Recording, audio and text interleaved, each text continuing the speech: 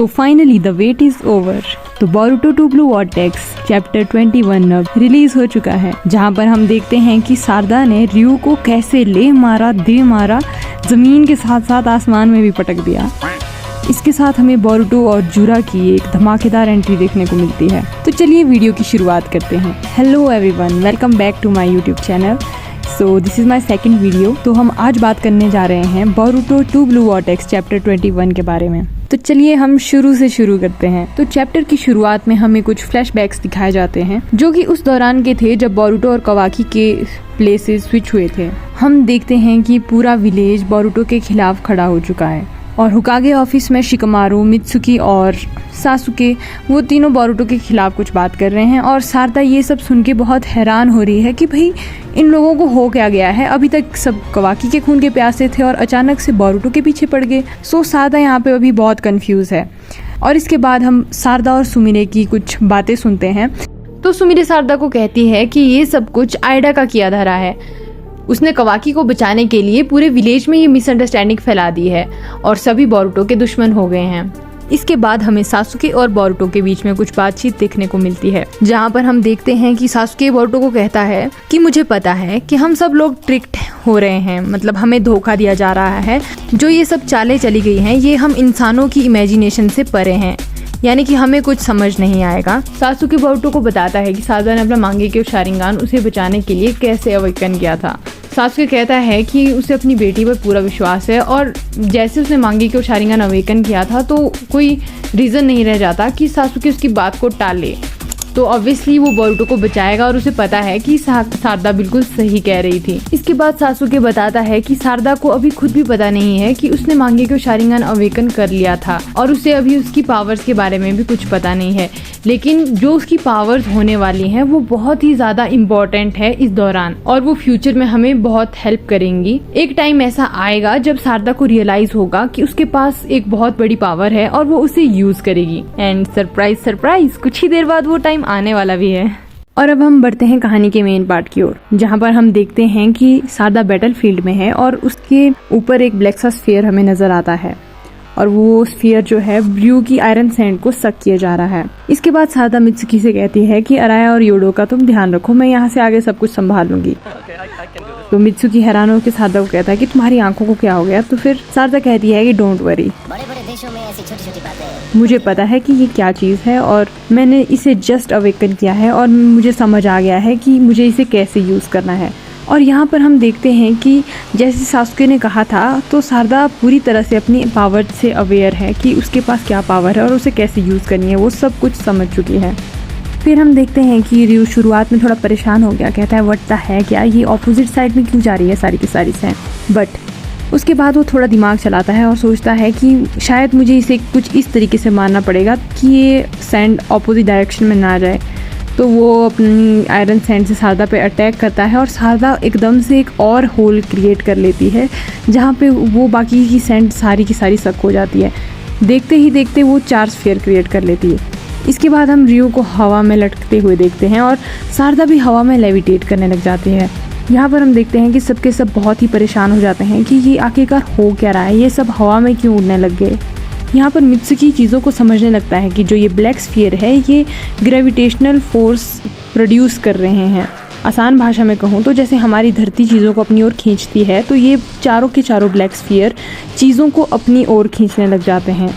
और मित्सुकी कहता है कि ऐसा नहीं है कि सब के सब चीज़ों को ये अपनी ओर सक कर रहे हैं। सारदा सिलेक्ट कर सकती है कि कौन इसकी ग्रेविटी से अफेक्ट होगा और कौन नहीं। तो यहाँ पर सारदा रयू उसकी आयरन सैंड को मैनिपुलेट कर रही है, जबकि मित्सुकी, योडो और आया कुछ क्लॉग्रेम्स ज़मीन पर हैं, उन पर इस ग्रेविटी का असर नहीं हो रहा है।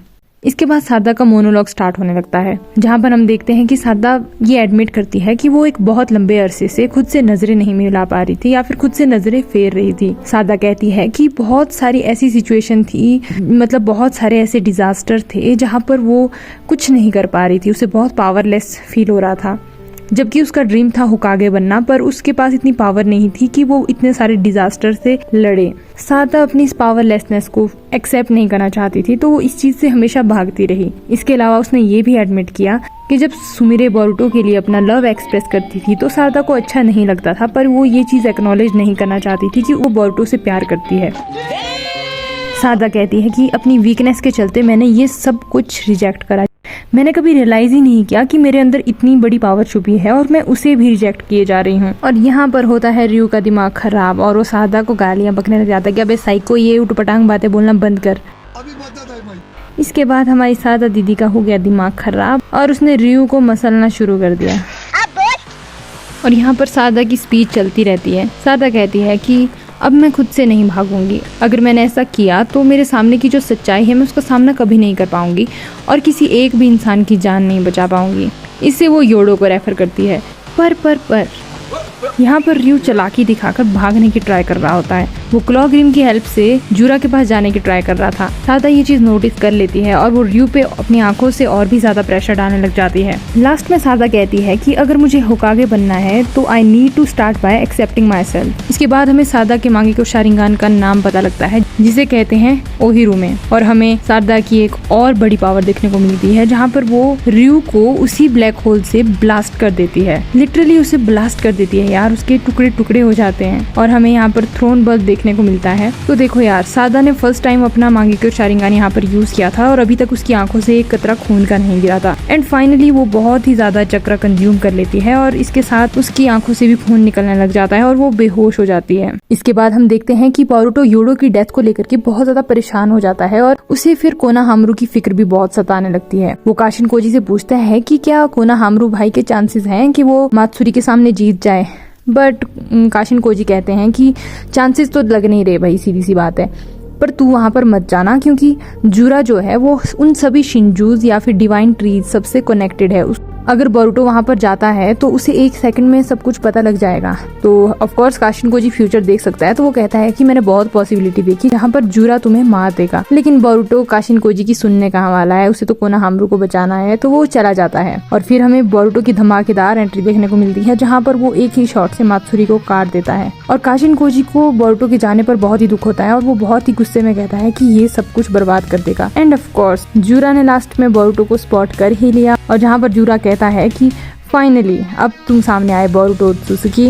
इसी के साथ इस चैप्टर का एंड होता है। इस चैप्टर में सारदा के मांगेक्यो शारिंगान की एबिलिटीज देख करके मुझे बहुत ही ज्यादा मजा आया और सारदा के मांगेक्यो शारिंगान को लेकर जो मेरी थ्योरीज थी मुझे लगता है कि वो भी सच होने वाली है। अगर आपने वो वीडियो नहीं देखी है तो उस वीडियो को भी जरूर देखें। उस वीडियो में मैंने सारदा के मांगेक्यो शारिंगान को लेकर के बहुत ही सारी थ्योरीज डिस्कस की है, जिसका लिंक मैं डिस्क्रिप्शन में लगा लूंगी और इस वीडियो के साथ भी अटैच कर दूंगी। आपको वीडियो कैसी लगी कमेंट सेक्शन में मुझे जरूर बताएं। मेरे लिए आपकी फीडबैक बहुत ही ज्यादा मायने रखती है, तो फीडबैक पॉजिटिव हो या नेगेटिव दोनों से मेरी बहुत ग्रोथ होगी। तो वीडियो पसंद आई लाइक करो, अपने दोस्तों के साथ शेयर करो, चैनल को जरूर सब्सक्राइब करो and thank you so much for watching this video.